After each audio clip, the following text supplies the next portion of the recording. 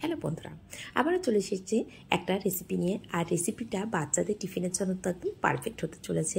আর একদম কিভাবে কম সময়ের মধ্যে বানাবেন সেটাই বলে দেব। আর এই রেসিপিটা এতটাই সহজ, বাচ্চাদের টিফিনের জন্য খুব তাড়াতাড়ি তো তৈরি হয়ে যায়, বা নিজেদের লাঞ্চের জন্যও খুব সহজে রেডি করে নিতে পারবেন। তো তার জন্য চালটাকে আগে থেকে যদি ধুয়ে শুকনো করে রেখে ফ্রিজে রেখে দেওয়া যায়, যখনই মন চাইবে রেসিপিটা অল্প সময়ের মধ্যে রেডি করে নেওয়া যায়। তাহলে চলুন কি বানিয়েছি সেটা দেখা যাক। তো আমি বানিয়েছি বাসন্তী পোলাও।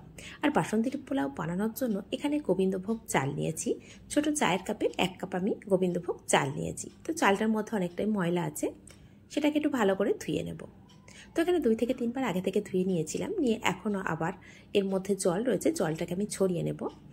তো জলটা ঝরানোর জন্য একটা স্ট্রেনার নিয়েছি, তার মধ্যে সম্পূর্ণ চালটাকে দিয়ে দিলাম।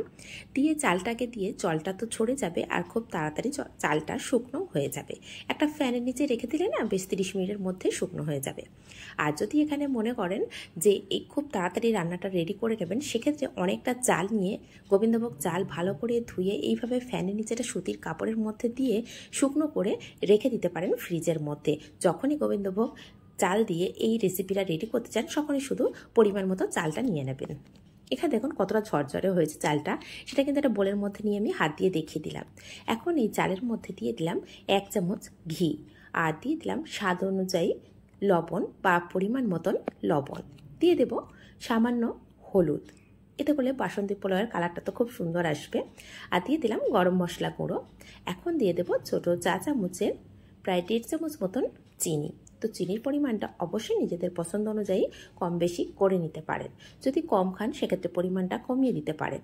তো বাসন্তী পোলাও একটু মিষ্টি মিষ্টি হয়, সেই জন্যই আমি এখানে 1.5 চামচ চিনি দিয়েছি। আর দিয়ে দিলাম 1/2 চামচ আদা বাটা। তো দিয়ে সমস্ত উপকরণগুলো একটু ভালো করে মিশিয়ে নেব চালের সঙ্গে, যাতে করে সমস্ত মশলা বা ঘি যেগুলো দিয়েছি সম্পূর্ণটা চালের সাথে খুব ভালোভাবে মিশে যায়। তো এটাকে খুব ভালোভাবে মিশানো হয়ে গেলে ঢাকা দিয়ে একটু সাইড করে রেখে দিচ্ছি। দিয়ে এদিকে পোলাওটা রেডি করব, সেই জন্য এখানে গ্যাসের উপর একটা কড়া বসিয়ে দিয়েছি। আর কড়াটাকে ভালো করে গরম করে নিয়ে ঠিক সেই চা চামচের 1 চামচ আবারও ঘি দিয়ে দিলাম। এখানে অবশ্য ঘিয়ের পরিবর্তে রান্নার তেল ব্যবহার করতে পারেন, তবে কোনো সেন্টেড তেল না হলেই হলো।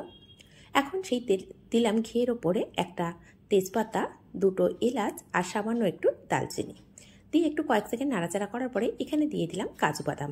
কাজু বাদামটাও এখানে কিছুক্ষণ নাড়াচাড়া করে নেব, নিয়ে হালকাটা কালার যখন চলে আসবে না, ঠিক সেই পর্যায়ে কিছুটা কিশমিশ দিয়ে দেবো। এই ড্রাই ফ্রুটসের পরিমাণটাও নিজেদের পছন্দ অনুযায়ী কম বেশি করে নিতে পারেন। তো আমার বাচ্চা খুব একটা বেশি খায় না, কিন্তু এই বাসন্তী পোলাওর মধ্যে না দিলে কিন্তু আমার ভালোই লাগে না, সেজন্য আমি অল্প পরিমাণে দিয়েছি। আর এখানে যে আগে থেকে মেখে রেখেছিলাম না, যে চালটার মধ্যে মশলা দিয়ে, সেই চালটাকে দিয়ে দিলাম। আর ফ্লেমটা কিন্তু একইভাবে লো রেখেছি, কোনো রকমভাবে মিডিয়াম বা হাই রাখা যাবে না, তাহলে বাদাম তো পুড়েই যাবে, আর যে তেজপাতা বা এলাচ দিয়েছি সেগুলো পুড়ে যাবে। সেই জন্য একদম লো ফ্লেমে আমি এখানে প্রায় 3 মিনিট মতো ভাজা করে নিচ্ছি চালটার সঙ্গে সমস্ত কিছু। তো ভাজা করা হয়ে গেছে, এখন দিয়ে দেবো এখানে পরিমাণ মতন জল। আর জলটাকে না আমি ভালো করে একটু ফুটিয়ে নিয়েছিলাম। তো ফোটানো জল দিচ্ছি, তো যে কাপের মাপে আমি 1 কাপ চাল নিয়েছিলাম না, ঠিক সেই কাপের 2 কাপ জল দিয়ে দেব। এটা একদম পারফেক্ট মাপ। যদি আপনারা 2 কাপ চাল আন, সেক্ষেত্রে 4 কাপ জল দিতে পারেন। এখানে বলে রাখি, তবে চাল যদি পুরনো চাল হয় সেক্ষেত্রে কিন্তু জলের পরিমাণটা একটু বেশি লাগবে, আর যদি নতুন চাল হয় সেক্ষেত্রে জলের পরিমাণটা একদম 1 কাপে 2 কাপ জল যাবে। আর সেটা বুঝবেন কী করে, যদি মনে করেন যে চালটা একটু হালকা হলুদ ভাব এসেছে, তখনই বুঝতে পারবেন যে চালটা পুরাতন। তো এখন ভালো করে আমি একটু নাড়াচাড়া করে দিয়েছি, দিয়ে কয়েকটা লং দিতে ভুলে গেছে, সেজন্য কয়েকটা লবঙ্গ দিয়ে দিলাম। আর একটা লবঙ্গকে এখানে একটা ছিদ্র ছিল, সেই ছিদ্রটা দিয়ে দিলাম। দিয়ে আবারও 3 মিনিট পরে ঢাকনাটা খুলে দেখাচ্ছে, দেখুন কতটা জল কমে গেছে। তো এখনও কিন্তু অনেকটাই জল রয়েছে, এটাকে আবারও ঢাকা দিয়ে আমি 3 মিনিট মতো রান্না করে নেব। আর পুরো রান্নাটা কিন্তু আমি লো ফ্লেমে করছি। এখন এর মধ্যে 3টে কাঁচা লঙ্কা দিয়ে দিলাম, এতে করে কাঁচা লঙ্কার একটা হালকা ফ্লেভার চলে আসবে, কিন্তু কোনো ঝাল হবে না। যদি চান সেখানে দিয়ে দিতে পারেন। তো এখন আবারও ভালো করে ঢাকা দিয়ে দেবো, দিয়ে 3 মিনিট হতে দেব।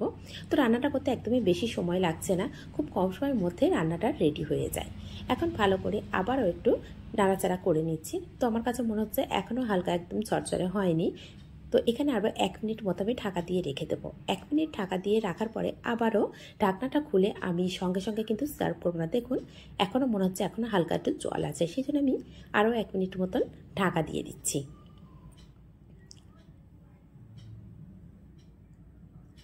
তো ঢাকা দেওয়ার পরে এখন 1 মিনিট মতন রেখে দেবো। বেশি সময় রাখার কোনো প্রয়োজন নেই, কারণ অনেকটাই শুকনো হয়ে গেছে। আবারও 1 মিনিট পরে ঢাকনাটা খুলে নিয়েছি, আর কতটা ঝরঝরে হয়েছে সেটা দেখিয়ে দিচ্ছি। দেখুন অনেকটাই কিন্তু ঝরঝরে হয়ে গেছে। ঠিক এই পর্যায়ে কিন্তু নাবিয়ে নিতে হবে, না হলে আবার একদমই শুকনো হয়ে যাবে। এখন একটু মনে হচ্ছে হালকা জল জল ভাব আছে, কিন্তু এটা যখন একটু ঠান্ডা হয়ে যাবে তখন কিন্তু একদম ভাতটা ঝরঝরে হয়ে যাবে। সেজন্য ঠিক এই পর্যায়ে আমি আরও 5 মিনিট ঢাকা দিয়ে রাখবো, কিন্তু ফ্লেমটাকে অফ করে দেবো। টোটাল এখানে রান্নাটা আমি 9 মিনিট ধরেই করেছি, 9 থেকে 10 মিনিট সময় লেগেছে। তাহলে যদি চালটা আগে থেকে ভিজিয়ে রেখে দেওয়া যায় সেক্ষেত্রে রান্নাটা করতে কিন্তু একদমই বেশি সময় লাগবে না। তো এখন সমস্ত ভাতটাকে একটু ঠিক করে নিয়ে নিলাম, যে পোলাওটা রেডি করেছি।